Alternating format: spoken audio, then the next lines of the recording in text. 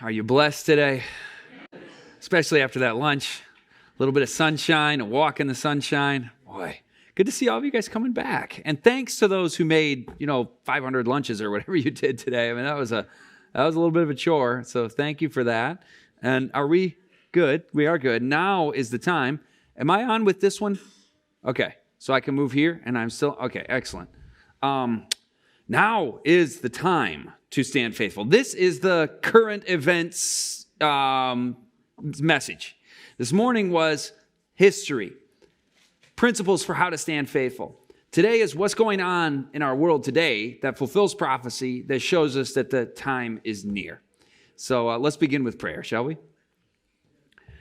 Father in heaven, we thank you so much for the provisions you've just so generously given to us through your servants in the kitchen, and just the generosity of that is we're very touched by. And we thank you for the privilege of also to have the bread of life now before us. And we just ask for your Spirit to continue to speak and prepare us for the coming crisis. In Jesus' name, amen. But know this. Did that get anybody's attention? He could have just started. He didn't have to say, but know this. That's like a sit up and take notice. Know this, that in the last days, perilous times will come. Peril is coming our way. Oh, there are many examples of that in current events. When I hear from Klaus Schwab and he says, we're going to globally push the reset button, have a great reset, and the World Economic Forum says you will own nothing, have no privacy, and be happy. That tells me perilous times are coming if they were to have that way. When he says that stay tuned for a cyber pandemic that's going to make COVID-19 look like a minor disturbance in comparison, that sure sounds like perilous times, a cyber pandemic with the power grid failures and so on. When I hear Yuval Noah Harari of the World Economic Forum say, we are upgrading humans. Yes, we're going to merge our brain with the cloud. We will be human 2.0, the next stage of evolution. Perilous times. And that those who don't merge with the AI will become a useless class. That's his words. He's a scholar with the World Economic Forum. And that you'll be pacified with drugs and computer games if you aren't participating in the upgrade. He also states that human rights are a myth. That was a very interesting clip. By the way, I've got all these clips put together. If you want to hear that from them, email me, scottritsema@gmail.com. I'll send you where you can hear these guys saying these things. But one of the most alarming statements from this philosopher, historian, Yuval Noah Harari was, he said, human rights are a myth. They are not real. And that usually, when I was back in academia, I got my social science master's actually right up the road here when I was living in Riverside at Cal State San Bernardino. Back in, the early 2000s, I remember academia had this liberal notion of human rights. And that's a good, virtuous thing to consider. And now academia is saying human rights are a myth. I thought that was very strange to hear. Perilous times indeed. And he also said, COVID wasn't an extremely deadly virus, but look what we could do. We could shut down entire countries, and this should give us some idea of how we can deal also with climate change. Right, Jonathan? Climate change. Perilous times. When the WEF has an individual touting the coming carbon footprint tracker, where all of your movements, purchases, consumption add up to a certain carbon score, carbon footprint tracker that can watch our every movement. Perilous times. So I actually want to begin, though, and end this message with much hope, because we might see lots of things. We'll see more. That was just kind of an intro. Lots of things that scream off the headlines. Perilous times, perilous times. But that's not an end in itself. That's for us to have the poke in the eye moment where we go, okay, things are not normal. These are times spoken of in prophecy as, what did Paul call it? The last days. But when that happens, when you see these things begin to happen, what does Jesus say? Look up and lift up your heads, for your redemption draweth nigh. The blessed hope, the glorious appearing of our great God and Savior, Jesus Christ. What are the two chapters that you think of as being signs of the times chapters? We touched one of them already, 2 Timothy 3. There's also that Olivet discourse in Matthew 24. It's repeated in Luke as well with some variations. But he said, when you see these things happen, doesn't that imply that we should be watching if you see these things happen? And that doesn't mean we obsess only on current events to the neglect of the Christian calling, service, study, and those, basic foundation we named earlier this morning. But at the same time, we don't neglect these things. It's the proverbial newspaper in one hand and the Bible in the other, with the prophecy preacher discerning the times. Jesus said, watch and pray, didn't he? If you read out of the NIV, Matthew 24, you might actually miss one of the signs of the times. Does anybody know what I'm talking about right now? This is interesting. Compare Matthew 24 in the NIV versus the King James or New King James. And go to the part where most Adventists use New King James these days, or your King James. Go in there and see the part about pestilences. Compare that with NIV. It's gone. It's not there.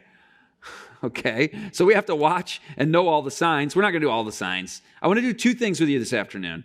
Go through 10 signs the end is near, and then look at historical cycles and current issues that point to the time window we are in right now as actually, even from a secular standpoint, being a likely time window for global crisis. Let's go through 10 signs. Number 1, wars and rumors of war. You don't need me to explain that one, do you?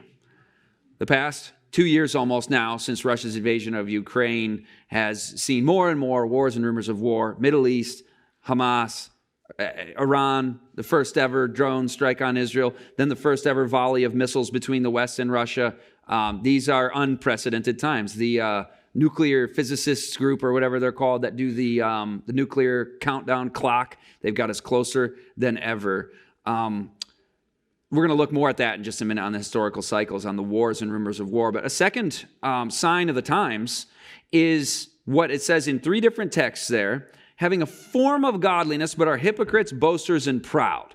Now, this has applications to us being Christian legalists and hypocrites in our faith, but there's also a secular variant of this that I want to sit up and take notice about. What does modern society call it? Not the world, but what does modern society call it?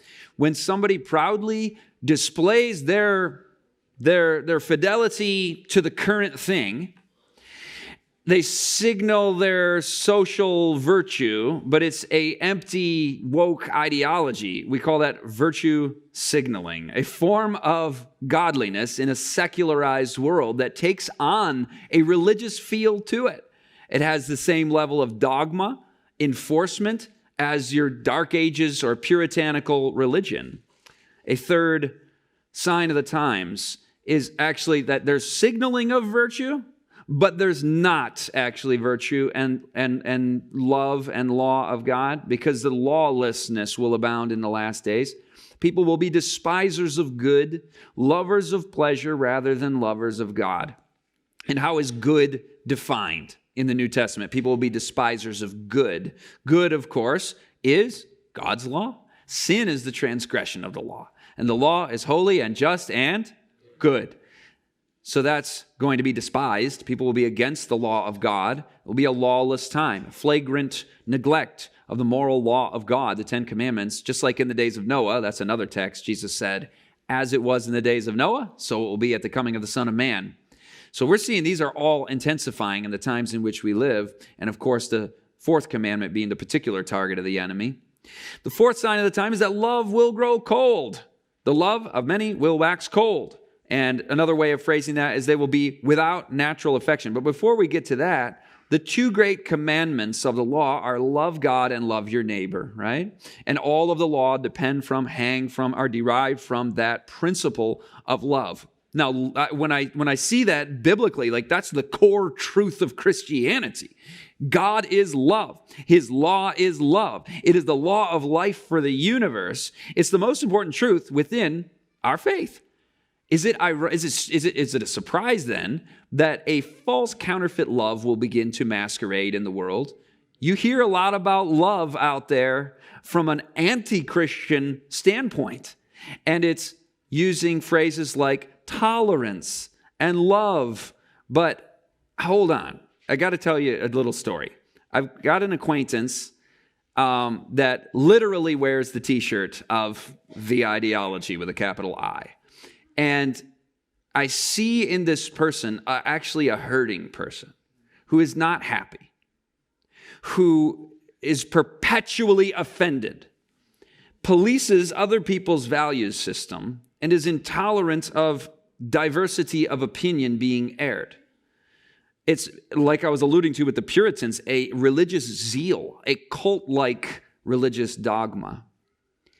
And speaking of the religious nature of things, do you remember when the governor of New York, Liberty and Health Alliance, of course, was founded in 2021 during the heart of the mandates? And there was a statement that was made by the governor of New York that the vaccine is from God to us. And we must say, thank you, God. There are people, and this isn't to take a position on the vaccine. I'm giving you the mindset of enforcers of their viewpoint. There are people out there who aren't listening to God, what God wants. I need you to be my apostles. So the governor is recruiting apostles. I need you to go out and say we owe this to each other. Jonathan and I were joking back then when she did this, that normally we provide exemption letter requests and help people with vaccine exemptions on the basis of the free exercise clause of the First Amendment, which says that if you have a religious belief, a sincerely held religious belief that would prevent you from taking this medicine or doing that or working on the Sabbath at your job, then you can apply for that based on your free individual exercise of religion. But this seems to be the wedding of the state with a medical church ideology that would be actually establishment clause themed. So maybe we need to think about how to object to mandates on establishment clause grounds. But don't you, when you hear the word mandates, that's contrary to the law of love, isn't it? That's contrary to the law of God. God does not even mandate. God invites, he entreats. The character of Christ is revealed when we advocate for religious freedom in the context of these signs of the times intensifying. Where the Spirit of the Lord is, there is what? Liberty. That was one of the core principles that helped us come together and found this Liberty and Health Alliance movement. God says, choose ye this day whom ye shall serve. And if God himself offers that kind of liberty to choose, then how much more should we? We're in love of most will grow cold, but I wanted to add this phrase from 2 Timothy 3, verse 3 that alludes to the same thing. In the last days, people will be without natural affection. And there are many different current events that you could take to look at that. You could look at the unborn, the value of life. You could look at the value of life at the other end of life. I just did an interview with somebody on my Belt of Truth Live program where he was laying out all the information, the latest information about the Canadian system called MAID, Medical Assistance in Dying. And 1/3 of Canadians now say that they would like to see death treatment for the disabled and mentally ill. 1/3 is a huge number of people. It's 10 million plus people in Canada. And my wife's Canadian. I've got nothing against Canadians. They're generally nice. Unless, I guess, you face 1/3 who are just like you're mentally disabled or mentally ill. We want MAID for you. 1 in 20 deaths in Canada right now is from physician-assisted suicide. Physicians who are tasked with healing. It is what the profession is. It's been inverted in the inverse. And actually, it's based in Darwinistic eugenics. I mean, this takes us back to dark chapters in the history of the Western world.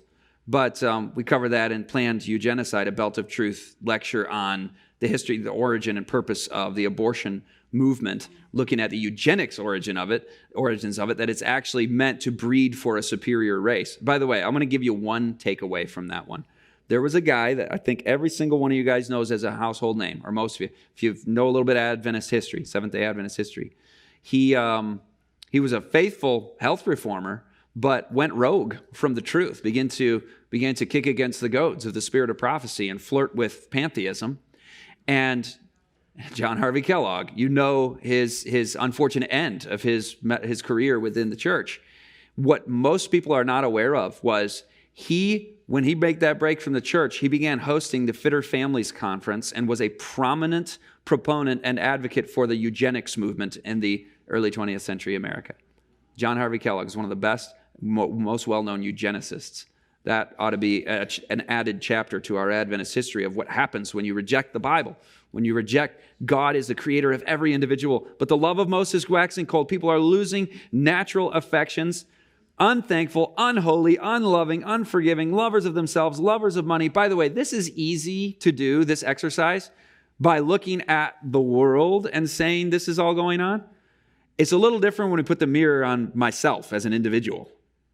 Any of that applying to me? Do I have any bitterness, unforgiveness toward people? Am I fulfilling the signs of the times by loving money, by loving myself? God forbid.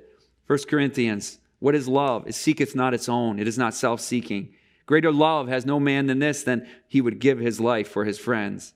Love your enemies. Pray for those who persecute you, that you may be, as Jonathan said, like your Father in heaven. Number 5, division, discord, even violence, civil unrest. They will betray one another, hate one another. Slanderers, traitors. Verse 49 of that same chapter actually says that it will descend into violence. People will be demonized, slandered, betrayed, and hated because they are whatever. Fill in your demonized group of the day. The other. We've just been through one. It was a mass formation event. I've done other talks on that through Little Liberty and Health Alliance, so I won't repeat the mass formation stuff, but they're domestic extremists. They're hate-filled people. It's a pandemic of the fill in the blank. It's the other, and the new high priests of secularism are here, but with a woke cultural Marxist dogma instead of the puritanical feel to it. The politically correct language guides, the cancel culture, the vaccine passports, the police state infrastructure to crack down on the despised group. This was all set up and began to be rolled out, and it seems like we're in kind of a holding pattern. What's the next shoe to drop in this prophetic drama? Well, we know deception will be there. When Jesus lays out the Olivet Discourse in chapter 13 of the book of Mark, he says it 3 times. Take heed that you do not be deceived. Do not be deceived. Make sure you don't get deceived. This is why we need to be studying our Bibles. We need to be knowing the truth for ourselves, not through somebody else's lenses.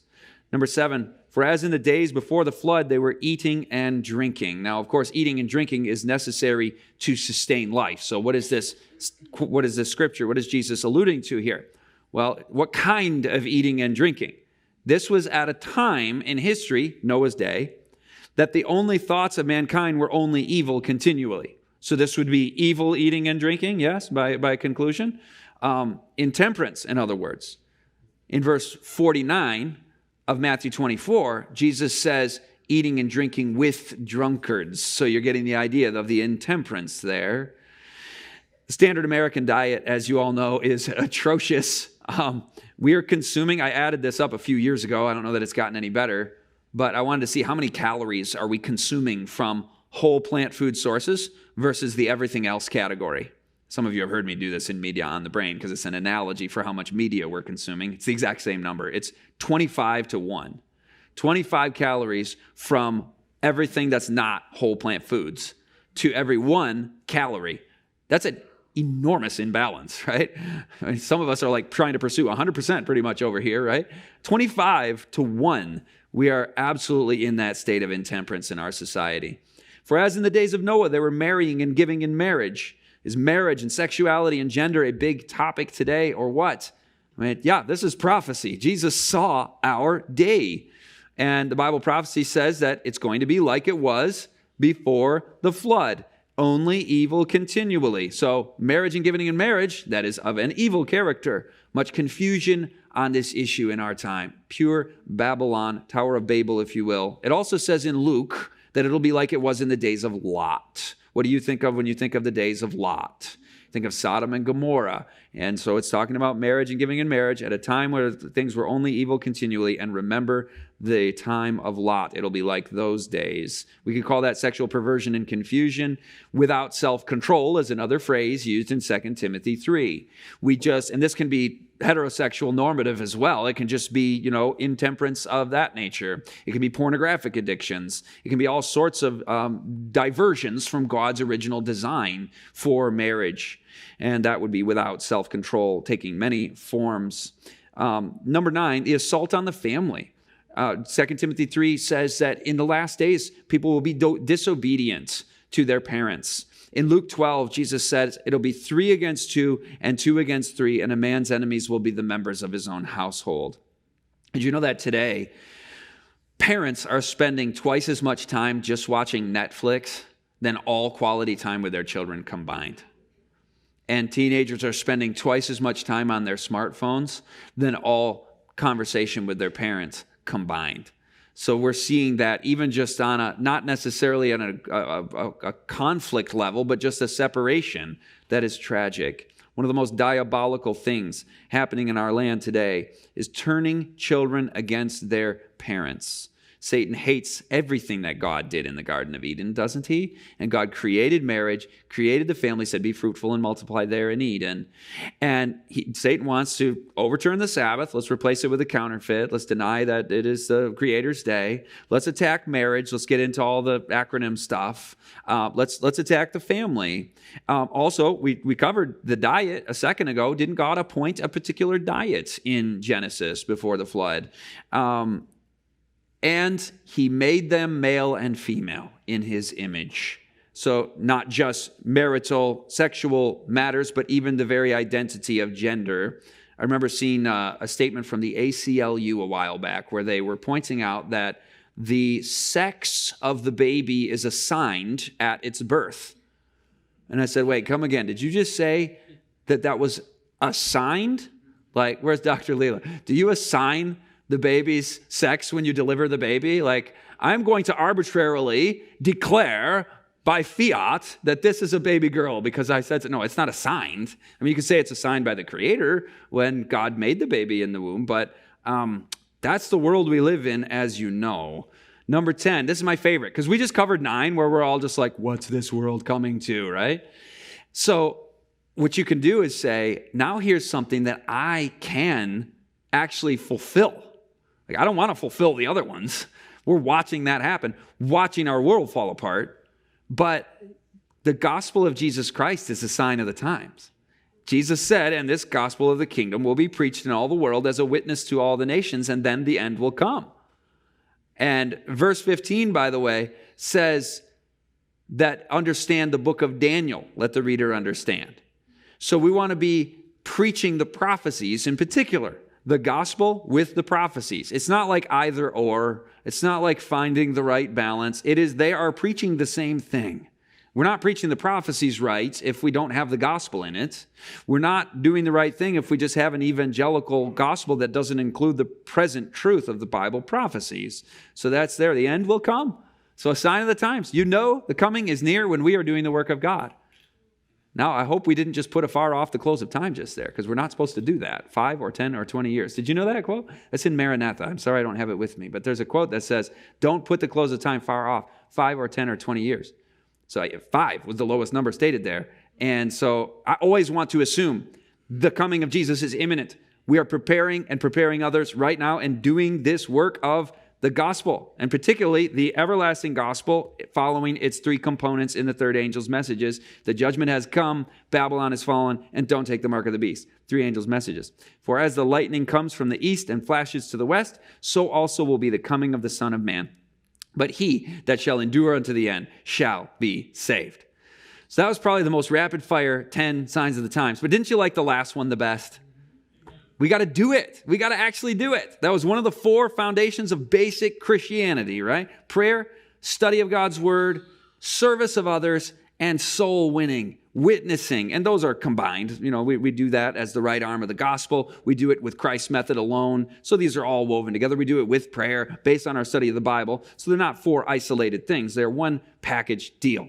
Now, I promised you a little perspective on the cycles of history and where we stand right now, even just from a secular perspective. And so that all was Bible prophecy. What I'm about to do is not Bible prophecy. It's looking at history and current events through social science lenses, okay? And I realize I'm in a medical community, so when I say social science, everybody should collectively slightly scoff at that. I do, and I'm a social science guy, because it's not really hard science. Social science? It's fuzzy science.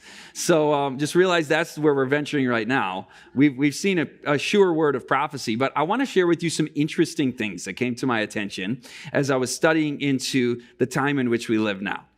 This was a book published in 1997 by a DC think tank tied with high-ranking, powerful individuals. It was funded by wealthy corporations, the NSA, and other representatives of the ruling class in D.C.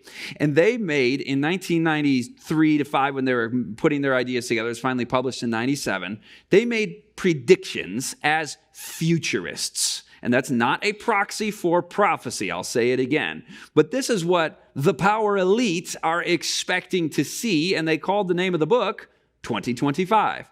And I've had so many people listen to a segment like this, and they're like, I can't find the book, Brother Ritsema. Because, if you just Google book 2025, you're going to have a hard time finding it. Email me, and I will send you a link to the PDF of the book, scottritsema@gmail.com. I'll send you a link if you want to look at it. But I'm going to summarize what's in this book. What predictions did these futurists make? And I'm going to share with you a bunch that they got right, and then a few that haven't yet fully transpired, that if they are also right about those ones, we can expect a likelihood of these additional items to be coming our way in the near future.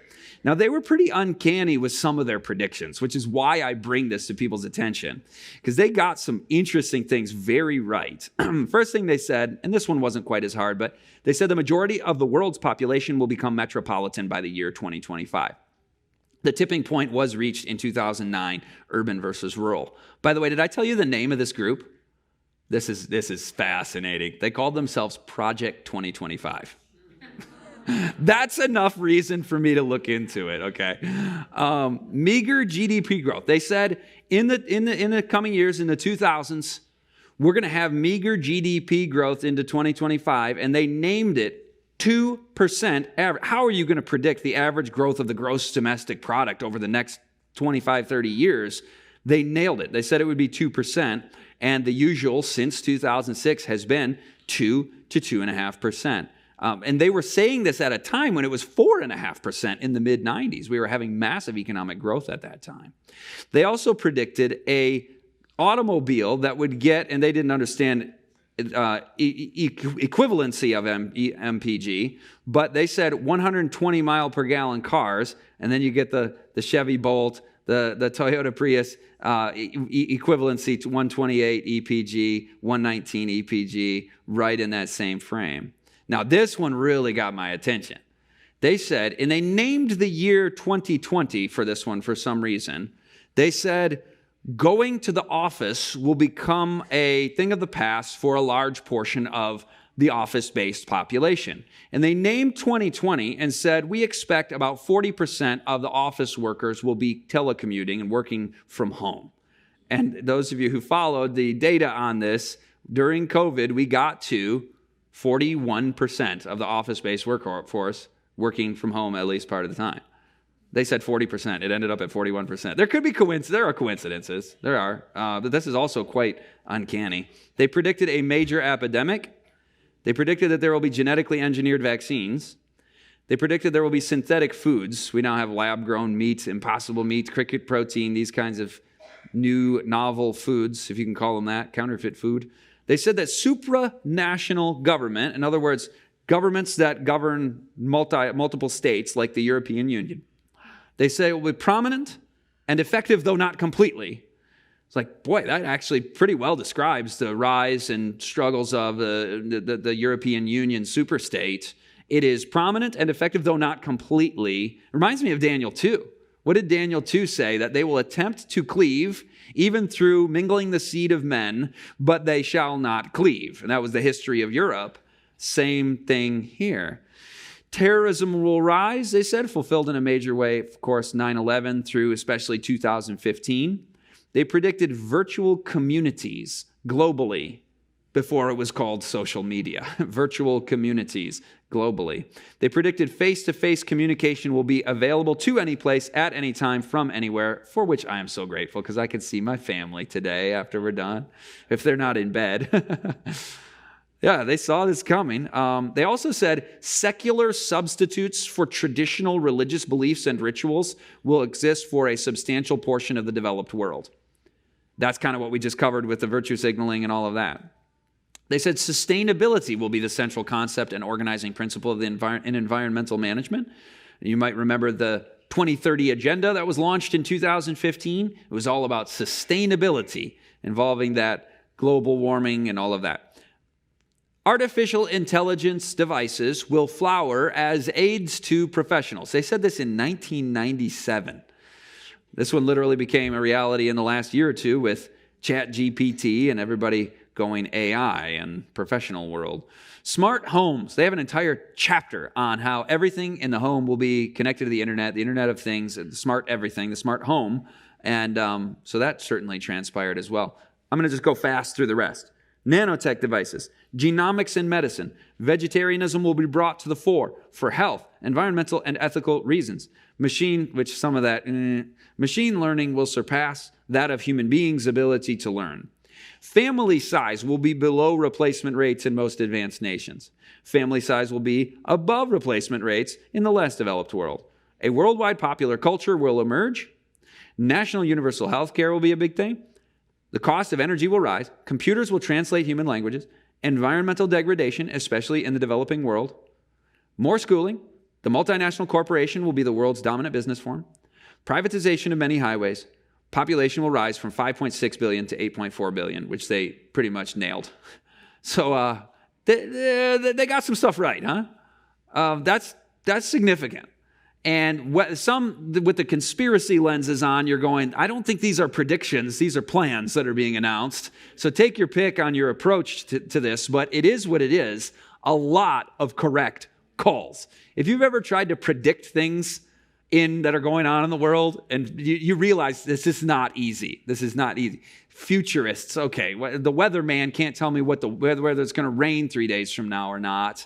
So I'm a little skeptical of that, but hey, they nailed a lot of things. They're not prophets. This is not false prophecy because it's not prophecy. It's people in the secular world watching trends and trying to make these calls. So they got those right. Now, I want to share with you, under the theme of the afternoon, now is the time to prepare, that if they get these next ones correct in the coming short period of time, I guess, I'll give them a little leash past 2025 for reasons you'll see in just a second, but here's where you want to brace yourself with the security on the foundation that is Jesus Christ. This, what I'm sharing with you, is pulled from a seminar that we released earlier this year through Belt of Truth Ministries, and it's called I Will Not Be Moved.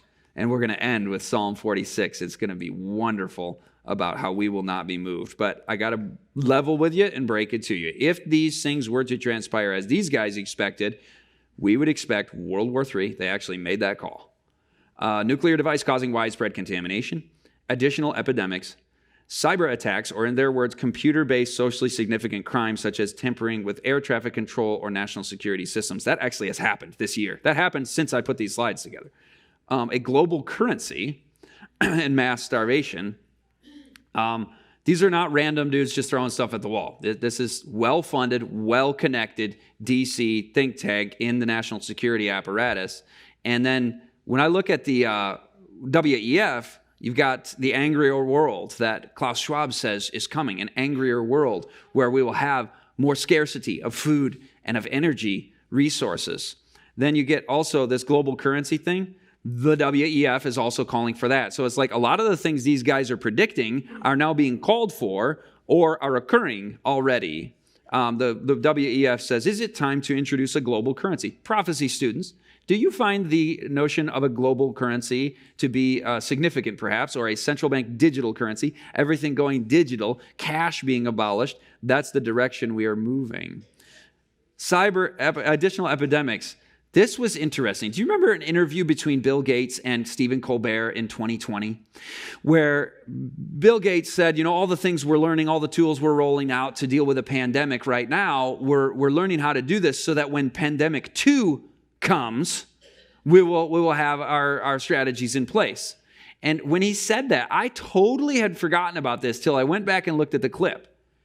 Colbert asked him, what do you expect? This was in 2020. He said, what do you expect 5 years from now? And that was when he said, pandemic 2. So could be just they're shooting the breeze and they didn't mean that. Or maybe Stephen Colbert is actually a major guest on a prominent Jesuit talk show. And he's like his spiritual mentor.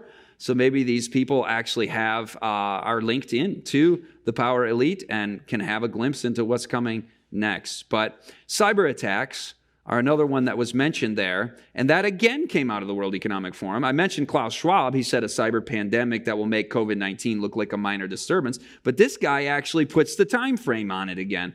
He says geopolitical instability makes a catastrophic cyber event likely in the next, how many years? 2 years. And what year is it that he said that? 2023. Now, I'm not saying we're going to have that in the next 2 years from 2023, but he's saying it's to be expected. It is likely, was his words for that. And then interestingly, way back in 2014, there was a video game that came out, and the script writer for this video game was a prominent futurist within the national security state. His name was Peter Singer, and he was known by the Wall Street Journal as the top Pentagon futurist. And he was the script writer for a video game that was released in 2014. The video game is set in the future in the year 2025 again. And the theme of the game is to prevent a catastrophic cyber attack from occurring in a new Cold War context with China. I was literally just listening to an interview yesterday or 2 days ago where the guy was like, all the people in D.C. are talking about war with China in 2027. That's like the big talk of the town. He was kind of leaking this out on a podcast. Did somebody see that? You know what I'm talking about. So they're gearing up for it, and there have been these kind of signals coming. So for our purposes, again, it's just be ready. Be ye also ready. And you know what? We should always be ready. If all of this content and data from these futurists and these leaks and these weird placements, if they all pointed to like 2035, like I wouldn't change my life one bit right now, right? Enoch walked with God for 300 years, and then God took him. And we are the Enochs. So we don't need the urgency, but the urgency can give us the collective poke in the eye wake-up call that sometimes we need to say, now is the time, the name of this message. Have you ever read in the four horsemen of the apocalypse? They're of course showing us church history, but it's interesting that there's war. The first one represents war, the second one famine, and the third one plague, right? And then the fourth one represents war and famine and plague. It's like all three. So there's a culmination effect, kind of like prophecy intensifies and repeats and enlarges. Well, the three are right there in a literal sense. War, famine, and plague are 8 of the things that the 1990s Project 2025 said to expect. Then another 2025 reference, this is outside of those guys, those Project 2025 futurists. This is a ODNI document from 2008, if I remember correctly. The Office of the Director of National Intelligence oversees the 18 known intelligence agencies of the United States government. And they put out a document called Global Trends 2025. And they targeted 2025 also as the collapse of the Western financial system. And they also said, interestingly, secularism will decline. Now, who would think to make that call? Secularism has been on the rise for 200 years since the French Revolution. And they said, no, it's actually going to decrease, and you will find religious organizations and movements that will increase in power. So in the context of financial collapse, you have secularism rising and religiousness increasing, counterfeit revivals perhaps, papal reaching across the arm with the apostate Protestantism and spiritualism, perhaps? Not perhaps, we know that's coming. When I hear religious organizations rising and authoritarian enactments rising, that's another thing they said. They said liberalism will fade. And that makes me think of the papacy for sure, especially when you go to their number 7, which I didn't get to yet, did I? Oh, this is the best. So they had 8 things, right? We had 6 on the screen. Here's number 7 and number 8. Number 7, and I'm keeping the papacy up on the screen for reasons you, I think, could fill in the blanks there, read between the lines. But secular futurists from the 90s, calling themselves Project 2025, who got all those things right, like some of them to the exact number, they said expect, around the year 2025, universal monitoring of business transactions and smart ID cards. Ready for it? I've taken a picture in the book, underlined stars, so you can see it right out of the book. Smart ID cards that everybody will carry, including your religious and organizational affiliations. Identification cards will be universal, perhaps even key data from one's genome, religious and organizational affiliations listed on everybody's smart ID card in a time of universal CBDC, cashless society, financial collapse, rise of religious powers, war, pandemics, etc. Take a deep breath and be still and know that He is God. I don't know how this hits every person in here. To me, I get excited. I'm like, the Lord is coming soon. And I already knew that, but now I know it even more, all right? But it's not just for that moment of, woohoo, yeah, we're seeing Bible prophecy fulfilled. The Bible is so true. Jesus is coming so soon. We're going to be in heaven so soon. It's not just for that. It's for winning souls of the lost. We've got to take seriously our mission, our calling, our charge to be reaching people with the gospel. Last thing, so that was the Project 2025 people from the 90s. This is the historical cycles piece, and I get more deeply into historical cycles in the I Will Not Be Moved seminar. I'm just giving you bits and pieces of this right now. But I had a degree in history, and everything was always timelines in history, right? That's the Western worldview, to look at history as a continual timeline. But I have a question on the screen. Is history linear or is it cyclical? And also another question, is history progressive or is it regressive? Now, Bible students, think biblically here. Always think biblically. But think, what is a proper philosophy of history for a Christian? Is history linear or cyclical? Is it progressive or let's take the second question. Progressive or regressive? Would you say that the history of humanity is progressive or degrading over time? I think you're right, and I think whoever said progressive is right. Because there are two tracks in history, aren't there? The sons of God and the daughters of men. The saved and the lost. Sorry. So you've got those who are growing up to the measure of the stature of the fullness of Christ, the wheat growing unto the harvest, and you've got the weeds growing unto the harvest as well.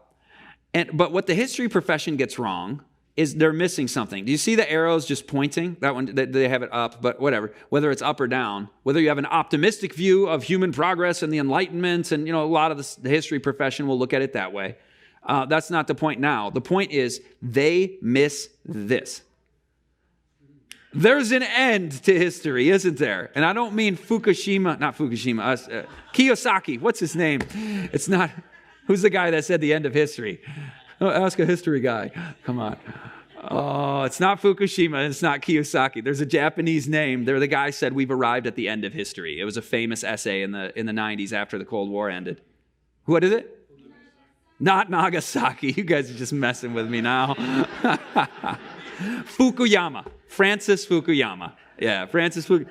He said we've arrived at the universalization of liberal democracy because the Soviet Union fell. And all Christians are going, are you joking? Bible prophecy ends with repression, not the universalization of liberty. But it doesn't end there. It ends and then we continue, don't we? So I've got that bar dropping down there at Christ's second coming, but there's actually more to the story still after that, as you know. But I want to superimpose, try this on for size. You thinking with me? Think, okay? I want to superimpose the cyclical over the linear. Because I think you guys are right. There's a lot of degradation of man. You agreed with me the wheat are growing too, but aren't there also cycles in history? Think about just the very movement of the heavenly bodies. Time is a cycle, a continual cycle. So of course we would then recognize that history operates on cycles, but the Western worldview has really gotten timelines in our head, so it sometimes takes a little bit for us to think about that perspective as well. I'm going to propose that they're both biblical when done right. The Eastern view of things is that everything is a perpetual cycle. That's not right. I've got cycles moving forward on the timeline. Do you see that? So there's a cyclical element to the timeline of history that is taking us to a destination, Christ's second coming. And here's some cycles. Pride and wickedness breed destruction and suffering, which breed humility and repentance, don't they? Which lead to righteousness and prosperity, which then, when we get spoiled, lead to pride and wickedness, which lead to destruction and suffering. Is this the history of ancient Israel as well? Ancient Rome, hard times make strong men, they said. Strong men make good times. Good times make weak men. Weak men make hard times. And hard times make strong men again. And it cycles. In fact, Roman historians were able, it was such a long empire, they were able to observe after some time enough of their own history that they noted that things were cycling in 80 to 110 year periods of time. So this is not some new scholarly thing. I'll tell you about the fourth turning and the scholars who are looking at this right now, but this has been seen way back then. In fact, in their pagan worldview, they earned reputation as prophets because they were predictive in their analysis of history and what to be expecting next because of cyclical trends. It's not a rule, it's not a law, but they're tendencies. Here's another cycle, just so we can get the idea that things do tend to cycle. A history of an empire tends to go like this from birth to death. Bondage. In the biblical, we were slaves in Egypt, right? From bondage to spiritual freedom, let my people go. Spiritual freedom to great courage. Do you think of Caleb and Joshua when you think of great courage? From great courage to liberty, as well as its corollary danger, libertine living. Everyone did what was right in his own eyes. Liberty leads to abundance, land of milk and honey. Prosperity is derived from a free society. Abundance leads to complacency. God warned the Israelites, when you get into the land of Canaan, don't think my hands have produced this wealth, and forget your God. That's complacency. And complacency leads to dependency. And you're right back at, give us a king. We want to be slaves again. We were slaves in Egypt is where we started this. And Samuel warned them, you don't want a king? He's going to do this to your children. He's going to tax you this way and that way. But that's the cycle we human beings tend to do, isn't it? Empires, by the way, are most dangerous when they're dying. They become reckless, foolish, and evil. Is America at the end of an imperial cycle? Think about this. Let's look at this cycle and apply it to U.S. history. Poverty brings patience. The Revolutionary War era and the early formation of our republic. Patience brings peace, relative peace for that period, at least in the early republic. Peace makes plenty. 19th century booming railroads, etc. Early Industrial Revolution. Plenty makes pride. Gilded Age, Reconstruction, post-Civil War era of corruption, and the beginning of empire, because pride breeds war, and the American imperialism adventures began in 1898 with the Spanish-American War and the acquisition of colonial possessions. War brings spoil. That sure is the post-World War II era, isn't it? And then spoil brings poverty. Are we on the brink of that? Are we so into the spoil, becoming dependent again? Can I show you one more cycle of 7? It's interesting how it's 7, and we're at the end of it in America right now. Here's another 7. It's not a cycles, but there have been 7 party realignments in American history.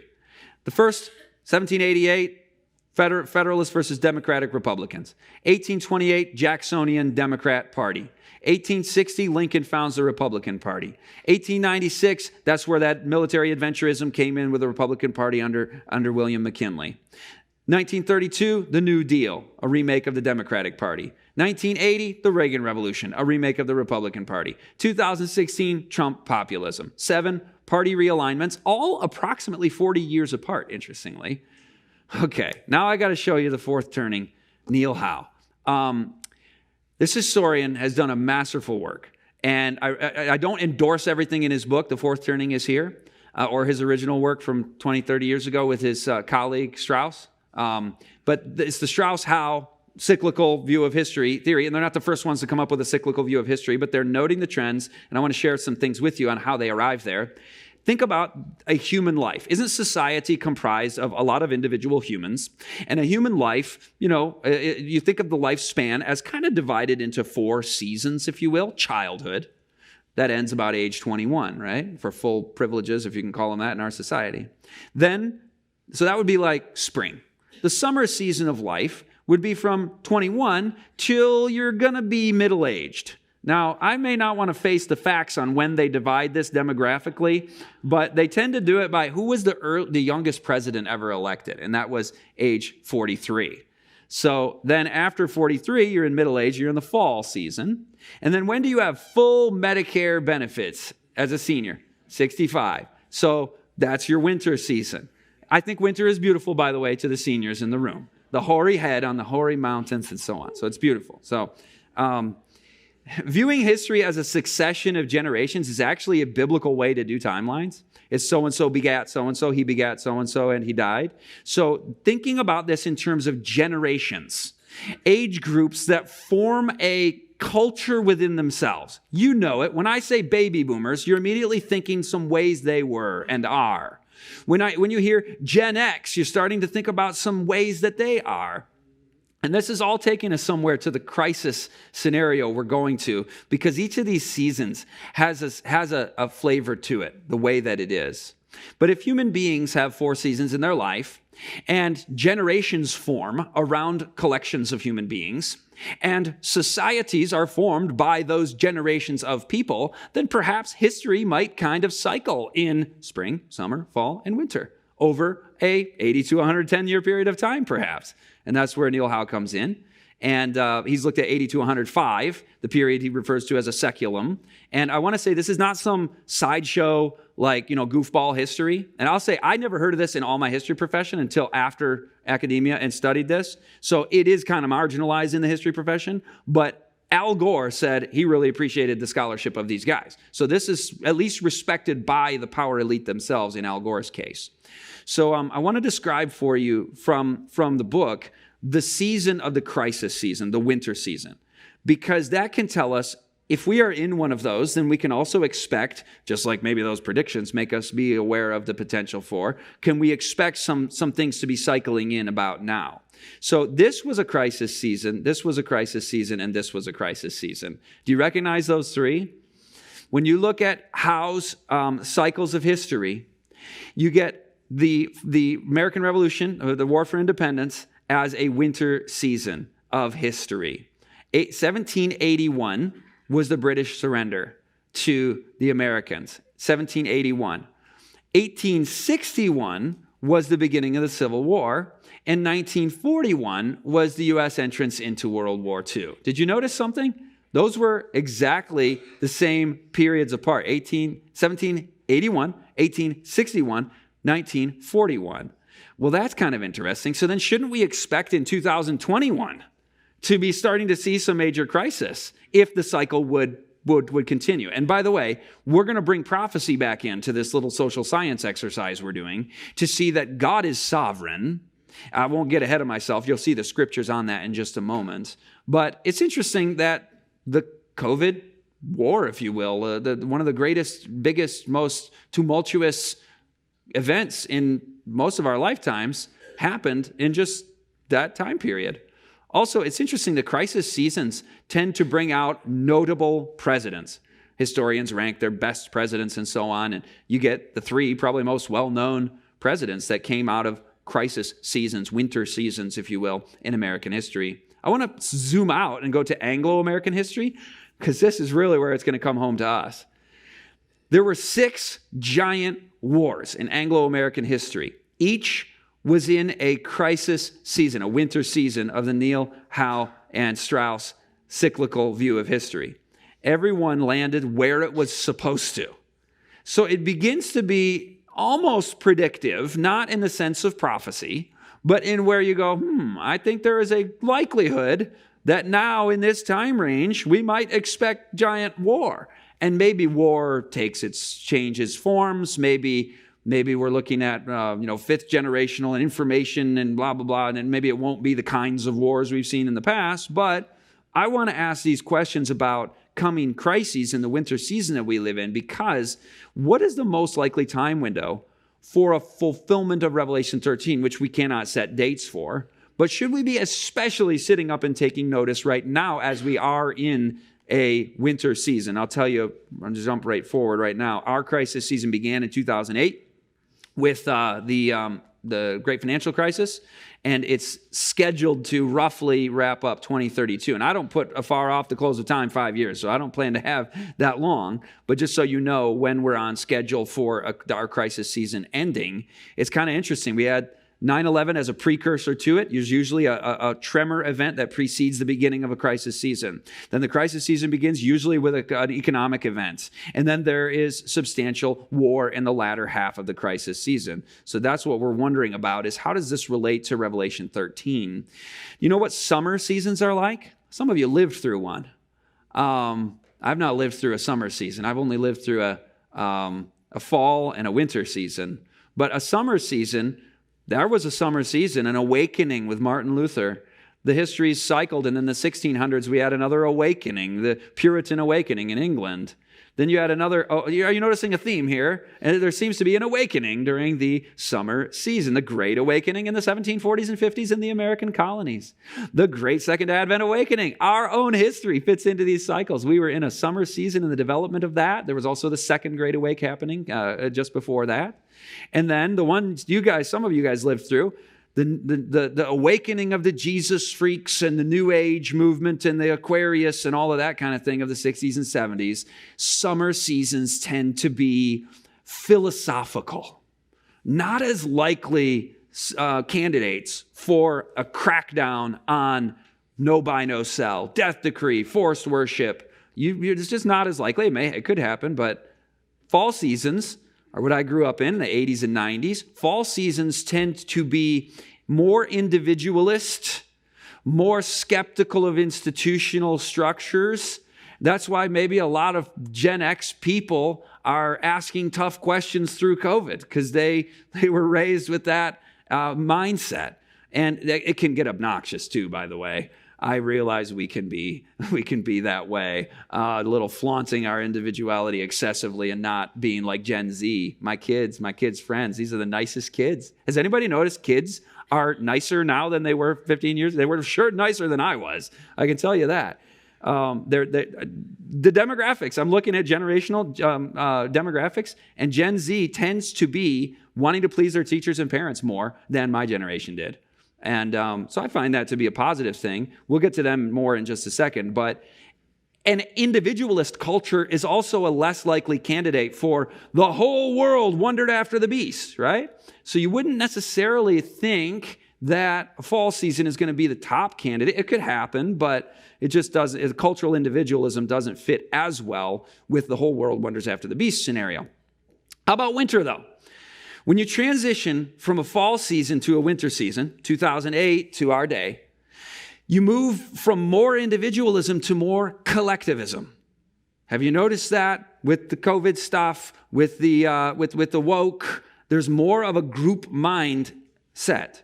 It also moves into conflict and conquest of opposing ideologies. We enter more into a tribal, group, collective mindset in the winter season. And faith is no longer about as much personal, individual faith. It becomes more, it's not about awakening movements like in the 60s. It's more about, we're in a crisis right now. We need community mobilization, religiously, spiritually, socially, everything, because it's holy war time to move things forward in the context of wars, famines, pestilences, and the gospel going to the world. So what to expect during a crisis? This is from the fourth turning. Consolidation of political power to meet the crisis. Did that happen? I mean, we've already seen the second half of our crisis season transpiring with the COVID lockdowns and mandates and so on. Maximum collective energy. Leaders redirect all institutional efforts to meet a common goal with an intensity that nobody foresaw before the catalyzing event. Step 2, climax. Little concern about harsh government methods to meet the crisis. From personal fury to public fury. Whether the enemies are internal or external, they become categorized, demonized, vilified. Liberties are restricted, strict censorship imposed. Public action occurs in a tsunami-like momentum, so maybe calling it a season like a winter needs to be giving way to a storm is coming, relentless in his fury. Do you know where I was just quoting from there? That was a lot of words for the last minute or so. Pause on that one. Yeah, that was from Spirit of Prophecy. A storm is coming, relentless in its fury, tsunami-like momentum. I don't normally quote this individual in the affirmative, but this is an accurate statement. There are decades when nothing happens, and there are weeks when decades happen. History actually speeds up, not time, but events. The frequency and intensity of change speeds up during a crisis season. And think about it as like the grand finale of your winter season, of your crisis season. I've read elsewhere that things will happen that are going to burst upon the world as an overwhelming surprise. So, we don't know what's coming next and when. Are we ready now? Be ye also ready. It's not like definitely not postpone, not think about it. Be ready for such an hour as ye think not. These things are going to be transpiring. So, could history break away from the cycles? Absolutely. 2 words, divine sovereignty. Look at this. And except those days should be shortened, there should no flesh be saved, but for the elect's sake, those days shall be shortened. That, of course, already had an application in the time of the Dark Ages. But God can do that anytime. He can shorten the days, for he will finish the work and cut it short in righteousness. This requires our submission, of course, because a short work will the Lord make upon the earth. Or, for the vision is yet for an appointed time, but at the end it shall speak and not lie, though it, what? Tarry. So it can be shortened. He can shorten the time, or he can tarry it, delay it. But though it tarry, wait for it, because it will surely come. It will not tarry, meaning perpetually. And that's what makes me think of Revelation 7. Do you get the feeling in this second half of a crisis season when things get the most intense with crackdowns, with crises, with wars? Do you get the sense that we've been in a little bit of a angels holding back the 4 winds of strife moment for the last couple years? And everybody's just waiting for the next shoe to drop in this crazy world that's ripping apart at the seams. This is what we read in Revelation 7. After these things, I saw 4 angels standing on the 4 corners of the earth, holding the 4 winds of the earth, that the wind should not blow on the earth, nor on the sea, nor on any tree. But I want us to focus now. Why? Why is God giving us today, this week, where we're able to be here and the lights are on? Why is God giving us this time? Here's the answer. He cried with a loud voice to the 4 angels to whom it was given to hurt the earth and the sea, saying, hurt not the earth, neither the sea nor the trees, till we have what? Sealed the servants of God in their foreheads. Brothers and sisters, take advantage of every day you have. Do not begin your day without being on your knees before the Lord and saying, take me, O Lord, as wholly thine. I lay all my plans at thy feet. Use me today in thy service. Abide with me and let all my works be wrought in thee. Open his word. Spend a thoughtful hour on the life of Christ, hearkening to the morning message. What do we behold? To become more like the standing faithful people, we behold Jesus Christ. This is the time to become, my favorite part. What is the seal? Do you know the quote from Last Day Events? The people of God are sealed in their foreheads. And what is this? Okay, what did I call this seminar? I will not be moved. I don't think Dr. Leela even knew that this seminar was like, I will not be moved. We didn't even talk about it. She's like, we're going to do a weekend called Standing Faithful. I'm like, yeah, let's do it, Standing Faithful. And we're planning this. And it dawns on me, like, I had almost an identical title, like, I will not be moved. But here's why this gets me so excited. Because the people of God are sealed in their foreheads. It is not any seal or mark that can be seen, but a settling into the truth, both intellectually and spiritually, so they cannot be moved. God is our refuge and strength, a very present help in trouble. Therefore will not we fear. Though the earth be removed, and though the mountains be carried into the midst of the sea, though the waters thereof roar and be troubled, though the mountains shake with the swelling thereof, there is a river, the streams whereof shall make glad the city of God, the holy place of the tabernacles of the Most High. God is in the midst of her. Who is her? Us. God is in the midst of her. She shall not be moved. God shall help her in that right early. His purposes know no haste and no delay. That right early he will help you. The heathen raged. The kingdoms were moved. He uttered his voice. The earth melted. Whew. That's going to happen. Literally, the earth will melt after all this. It's an apocalyptic prophecy there in Psalm 46. And it carries us through the last days with the assurance that you shall not be moved. I want to invite my colleagues up for our Q&A session. And we're going to not take a break, but you guys are welcome to come and go as you'd like as we continue on. I'll hand it over to Pastor Rodney. Thank you so much for joining us today. We hope and pray that this service has uplifted Jesus Christ as our Lord and Savior, and that you personally have been drawn closer to Him. If you have any questions or comments, please text us at 909-492-0738 or email us at office@mentonechurch.org. We look forward to seeing you next time. God bless.